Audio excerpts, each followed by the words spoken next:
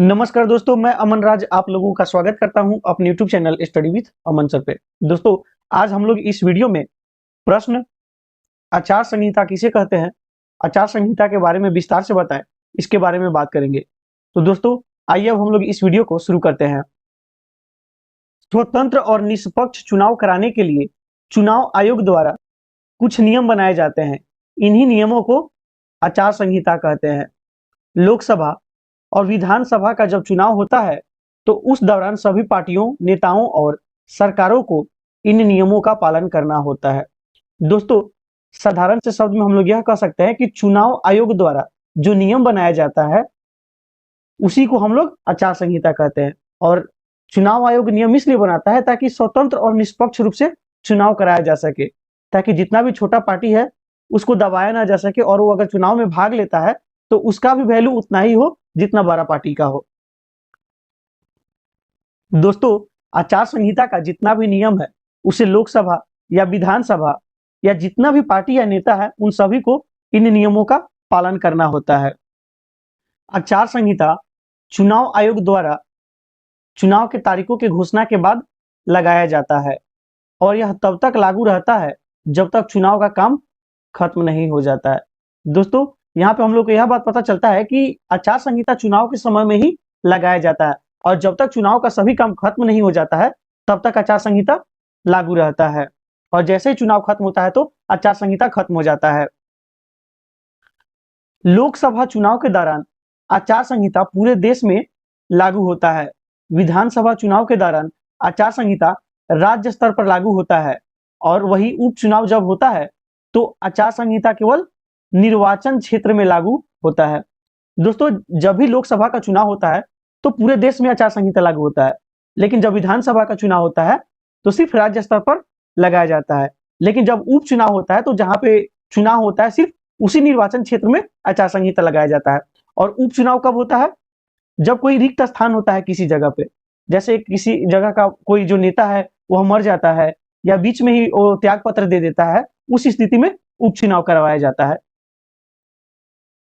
आचार संहिता में मुख्य रूप से यह बताया गया है कि चुनाव के दौरान राजनीतिक दलों, उम्मीदवारों और सत्ता में रहने वाले दलों को किस प्रकार से चुनाव के दौरान प्रचार करना है, बैठक करना है, जुलूस आयोजित करना है और मतदान के दिन तथा कामकाज वाला दिन किस प्रकार से अपना आचरण रखना है।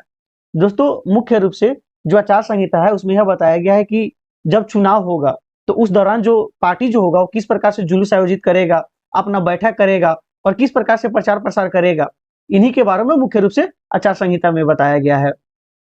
चुनाव के दौरान कोई भी पार्टी या उम्मीदवार कोई भी ऐसा कार्य नहीं करेगा या किसी ऐसे गतिविधि में शामिल होगा जिससे लोगों में नफरत पैदा हो या किसी समुदाय, जाति या धर्म के बीच तनावपूर्ण स्थिति पैदा हो। इसके साथ ही राजनीतिक दलों को बिना साबित किए गए आरोपों को किसी और पे लगाने से बचना चाहिए और किसी भी बात को तोड़ मरोड़ कर नहीं पेश करना चाहिए। दोस्तों, इसका मतलब यह है कि जब भी चुनाव होगा तो जितने भी राजनीतिक दल है उसके द्वारा कोई भी ऐसा कार्य नहीं किया जाना चाहिए जिससे किसी धर्म या किसी लोगों के भावना को ठेस पहुंचे। इसके साथ ही राजनीतिक दलों को इस बात का भी ध्यान रखना चाहिए कि यदि वो किसी पे आरोप लगा रहा है तो साबित हो, ऐसा नहीं कि वो कोई गलती नहीं किया हो और उस पर झूठा आरोप लगा रहे हैं।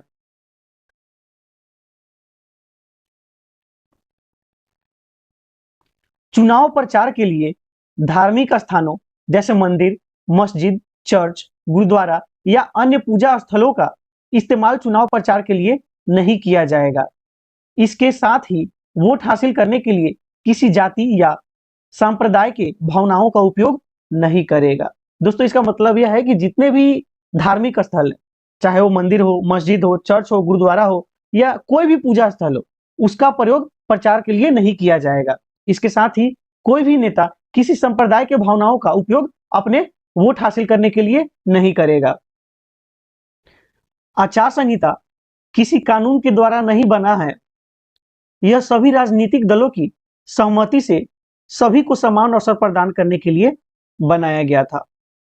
दोस्तों, इसका मतलब यह है कि आचार संहिता है किसी नियम के द्वारा नहीं बनाया गया था, बल्कि जितने भी राजनीतिक दल है उनके सहमति से बनाया गया था, सभी लोगों को समान अवसर प्रदान करने के लिए, ताकि जितने भी छोटा दल है या बड़ा दल है उस पर किसी भी प्रकार का भेदभाव नहीं हो, छोटा दल हो उसको भी अवसर मिले और बड़ा दल है उसको भी अवसर मिले, और स्वतंत्र रूप से और निष्पक्ष रूप से चुनाव हो, इसीलिए आचार संहिता बनाया गया था।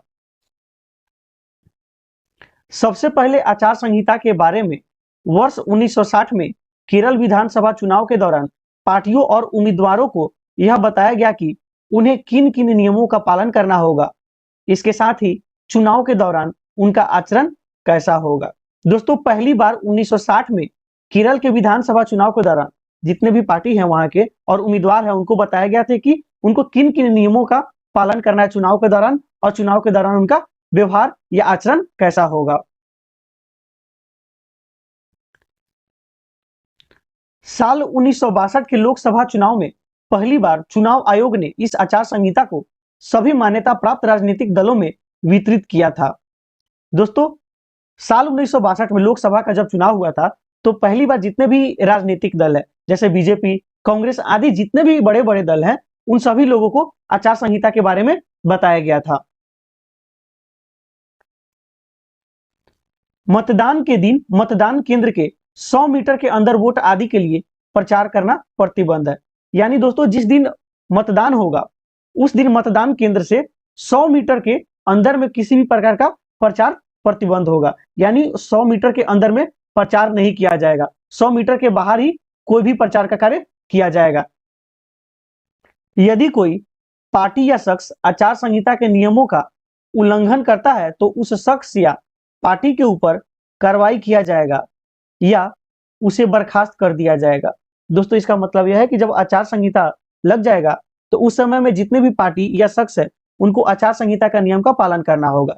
यदि कोई शख्स या पार्टी आचार संहिता के नियम को पालन नहीं करता तो उसके ऊपर कार्रवाई किया जाएगा या उसे बर्खास्त कर दिया जाएगा, यानी उसको पद से हटाया भी जा सकता है। आचार संहिता लागू हो जाने के बाद में कोई भी मंत्री अपनी यात्रा को चुनावी प्रचार से नहीं जोड़ सकता है। इसके अलावा चुनाव प्रचार के दौरान आधिकारिक मशीनरी या कर्मियों का उपयोग भी नहीं करेंगे। दोस्तों, इसका मतलब यह है कि जब आचार संहिता लग जाएगा तो जितने भी मंत्री हैं यदि वो किसी जगह पे जाते हैं किसी काम से तो उसको प्रचार के तौर पे उसका प्रयोग नहीं करेंगे। इसके साथ ही जितने भी सरकारी मशीनरी या कर्मी हैं उसका उपयोग वो अपना प्रचार के लिए नहीं करेंगे। आचार संहिता लागू हो जाने के बाद किसी भी पार्टी या उम्मीदवार के हित को बढ़ाने के लिए सरकारी आधिकारिक विमान, वाहन आदि किसी भी परिवहन का उपयोग नहीं किया जाएगा। दोस्तों, इसका मतलब यह है कि जब आचार संहिता लग जाएगा तो जितने भी सरकारी वाहन, विमान या किसी भी प्रकार का जो चीज है उसका प्रयोग किसी व्यक्ति को बढ़ावा देने के लिए या वोट बढ़ाने के लिए नहीं किया जाएगा।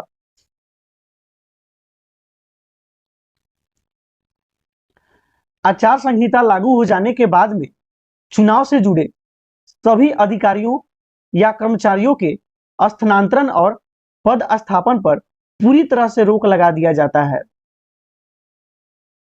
यदि किसी अधिकारी का ट्रांसफर या प्रमोशन आवश्यक समझा जाता है तो चुनाव आयोग की अनुमति लेनी होती है। दोस्तों, इसका मतलब यह है कि जब आचार संहिता लागू हो जाता है तो जितने भी अधिकारी या कर्मचारी हैं तो उनको एक जगह से दूसरे जगह भेजना है, यानी ट्रांसफर करना है या पोस्टिंग करना है, तो उस सभी चीजों पे रोक लगा दिया जाता है। यदि किसी व्यक्ति को प्रमोशन देना है तो उस पर भी रोक लगा दिया जाता है। यदि अति आवश्यक हो तो उस स्थिति में चुनाव आयोग का अनुमति लेना पड़ता है, तभी उसका प्रमोशन होगा।